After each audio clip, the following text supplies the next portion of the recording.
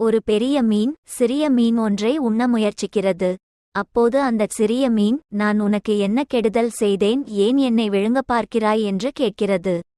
எனக்கு எந்த கெடுதலும் செய்யவில்லை, ஆனாலும் எனக்கு உணவு வேண்டுமே, அதற்காகத்தான் உன்னை விழுங்கப் பார்க்கிறேன் என்கிறது பெரிய மீன். ஆனாலும் இது என்ன நியாயம் என்று வாதம் புரிகிறது சின்ன மீன்.